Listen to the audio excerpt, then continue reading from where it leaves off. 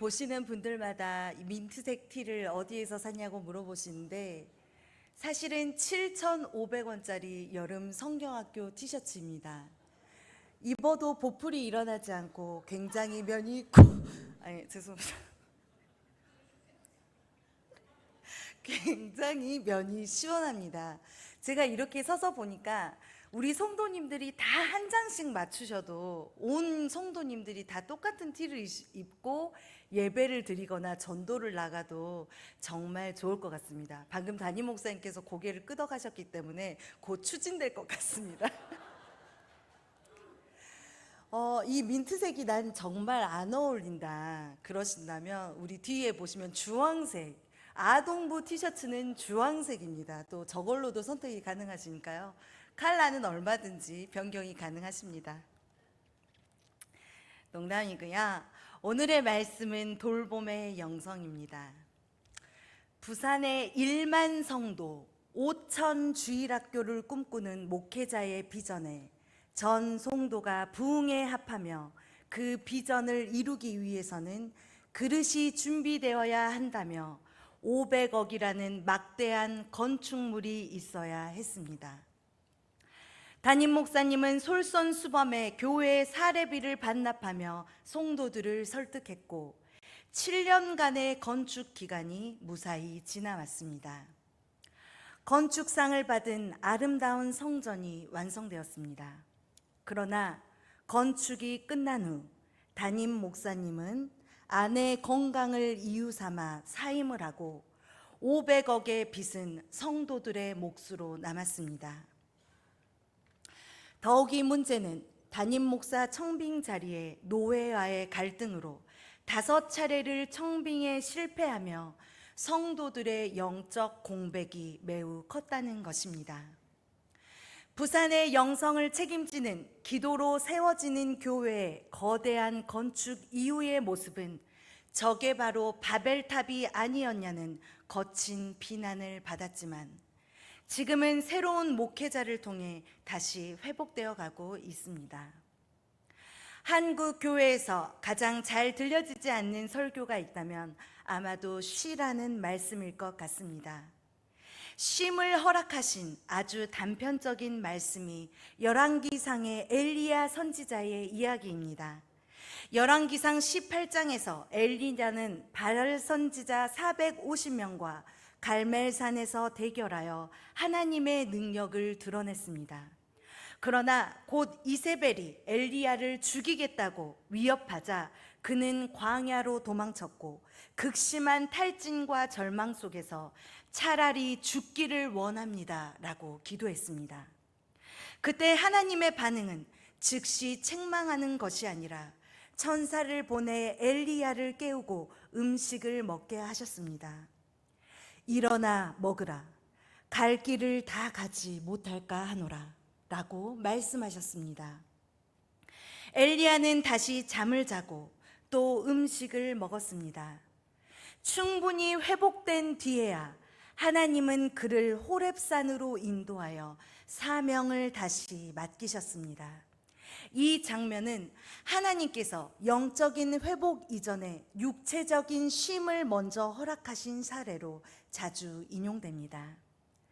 영적 침체가 항상 믿음 부족만은 아니기 때문입니다. 하나님은 우리의 몸과 마음을 함께 돌보시는 분입니다. 쉼도 하나님의 은혜이며 순종입니다.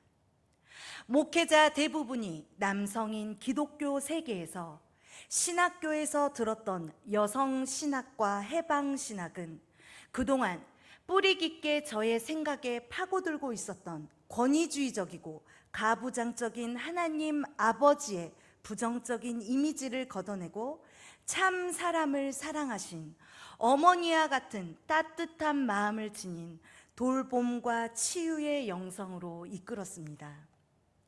현대인은 이전 세대보다 더 많은 기회를 가졌지만 동시에 성공 강박증 속에 살아가는 경우가 많습니다. 성공은 선택이 아니라 의무가 되었고 성취는 자신의 존재 가치를 증명하는 기준이 되었습니다. 기독교적 관점에서 보면 이는 단순한 심리 문제가 아니라 정체성과 우선순위의 문제이기도 합니다. 성취가 곧 정체성이 되는 사회. 무엇을 이루었는가가 당신은 누구인가 보다 더 중요한 질문이 되었습니다. 그래서 실패하면 단순히 일에 실패한 것이 아니라 내 존재 자체가 실패한 것처럼 느끼기 쉽습니다. 그러나 성경은 우리의 가치를 성취가 아니라 하나님의 관계에서 찾습니다. 이사야 43장 1절, 너는 내 것이라 라고 말씀하십니다. 또한 쉼에 대한 죄책감을 느낍니다. 현대인들은 쉬고 싶어도 잠들기 전까지 휴대폰을 놓지 못하는 이유가 자신이 정보에 뒤처진 사람이 될까 두렵기 때문이라고 말했습니다. 쉬고 있어도 마음은 쉬지 못합니다. 지금도 누군가는 공부하고 있다. 더 노력해야 한다. 멈추면 뒤처진다. 결국 몸은 쉬어도 마음은 계속 일하고 있습니다. 반면 하나님은 창조 후에 안식하셨고 인간에게도 안식을 명령하셨습니다. 결과 중심의 삶, 과정은 보이지 않고 결과만 평가받습니다. 그래서 실패를 경험하면 배움보다 좌절을 먼저 느끼게 됩니다. 그러나 성경은 결과보다 충성을 강조합니다. 맡은 자에게 구할 것은 충성이니라. 고린도전서 4장 2절 말씀. 성공 강박증이 가져오는 결과 만성적인 불안, 번아웃, 관계의 소홀함, 자기 비난, 영적 메마름, 하나님보다 성취를 더 의지하는 삶. 성공은 더 많은 자유를 줄 것 같지만 때로는 더 큰 불안과 두려움을 가져오기도 합니다. 오늘 이 예배의 자리에서 쉼과 회복을 느끼십니까? 예수님은 성공을 약속하지 않으셨습니다. 대신 쉼을 약속하셨습니다. 수고하고 무거운 짐진 자들아, 다 내게로 오라. 내가 너희를 쉬게 하리라. 이 말씀은 게으름을 권하는 것이 아니라 성취로 자신의 가치를 증명하려는 무거운 짐을 내려놓으라는 초대입니다. 성공 강박증은 세상만의 문제가 아닙니다. 교회도 출석, 건축, 프로그램, 재정, 영향력 등 눈에 보이는 성과를 지나치게 강조하면 같은 함정에 빠질 수 있습니다. 예수님은 사람을 숫자로 보지 않으셨고 한 영혼을 위해 기꺼이 시간을 내셨습니다. 교회와 사역자 역시 성과를 완전히 무시할 수는 없지만 성과보다 충성, 성장보다 사랑, 확장보다 돌봄을 우선시하는 기준을 잃지 말아야 합니다. 결국 기독교 신앙은 더 많이 이루라보다 하나님 안에 거하라라는 초대입니다. 성공은 인생의 목표가 될 수 있지만 신앙의 목적은 아닙니다.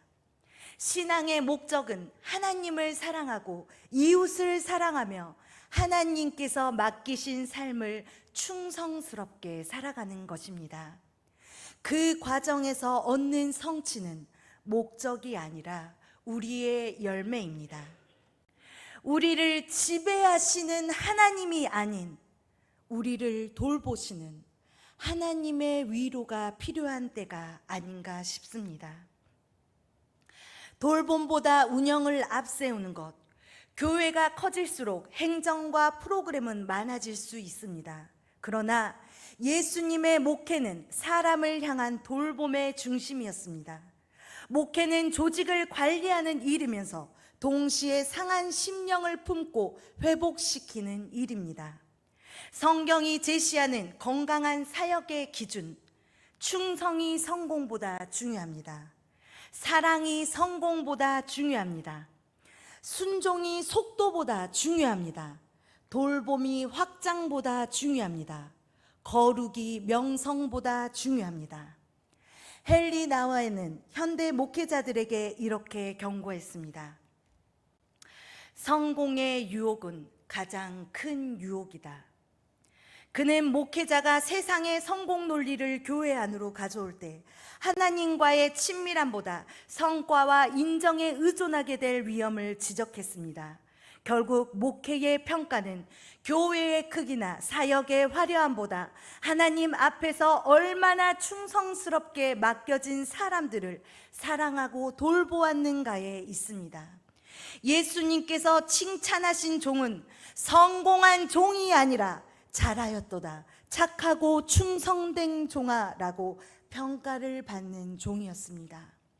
내가 진실로 너희에게 이르노니 너희가 여기 내 형제 중에 지극히 작은 자 하나에게 한 것이 곧 내게 한 것이니라.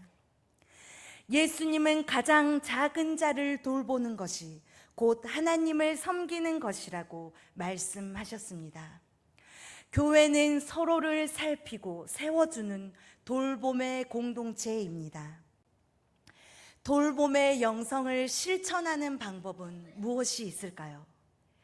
매일 한 사람을 위해 기도하기, 어려운 이웃에게 작은 도움을 실천하기, 가족의 이야기를 끝까지 들어주기, 교회 안에서 소외된 성도를 먼저 찾아가기, 자연을 아끼고 환경 보호를 생활화하기, 자신의 몸과 마음도 하나님이 맡기신 것으로 여기며 건강하게 관리하기입니다. 결론입니다. 돌봄의 영성은 누군가를 위해 특별한 일을 하는 것에서 시작되지 않습니다. 하나님께 받은 사랑을 일상을 작은 행동으로 흘려보내는 삶입니다. 예수님처럼 사랑하고 품고 섬기며 살아갈 때 우리는 하나님의 돌보심을 세상에 나타내는 통로가 됩니다. 헨리 나우에는 말했습니다. 돌봄의 영성은 하나님께 받은 사랑을 하나님, 자신, 이웃, 그리고 창조 세계에 흘려보내는 삶의 영성이다. 사랑은 돌봄으로 완성되고 돌봄은 하나님 나라를 드러내는 가장 구체적인 실천의 신앙의 실천이다. 여러분, 어떤 영성가가 되고 싶으신가요? 저는 돌봄의 영성을 지니고 싶습니다. 우리 예수 사랑하심은 함께 찬송하시겠습니다.